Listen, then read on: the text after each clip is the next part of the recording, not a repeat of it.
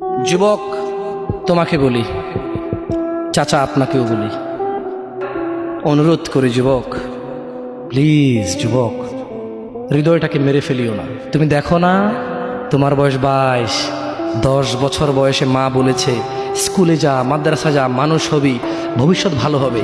তুমি শোনোনি cricket, football, cinema, নাটক, কোথায় বিয়ে, কোথায় গায়ে হলুদ, গান বাজনা বাজিয়ে তোমার জীবন কাটাই দিছো। যুবক দেখো, 22 বছর বয়সে তুমি মূর্খ। তোমার পাশের বন্ধু পাইলট স্কুলে পড়ে, হ্যাঁ 10টা টিউশনি পড়ায়, 30,000 টাকাও কামায়। হ্যাঁ, তুমি যাকে বিয়ের প্রস্তাব দিচ্ছ কেউ রাজি নাই, ওর জন্য 5টা ঘর আসে, ওর মা বলছে এখনো ছোট, আরো পড়াশোনা করুক, আর তুমি বিয়ের জন্য হন্য হয়ে খুঁজতেছ। কোনো রিক্সাওয়ালা তোমাকে মেয়ে দিতে রাজি? তুমি দেখো 10 বছর 15 বছর বয়সে যদি মায়ের ওই কথা মেনে নিতা, তাহলে তুমি আজকে উপকৃত থাকতা।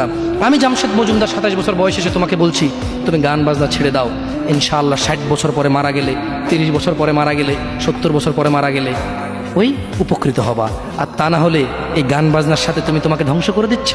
যেদিন নিঃশ্বাস বন্ধ হয়ে যাবে সেদিন হলেও বুঝবা, বুঝতে তোমাকে হবেই।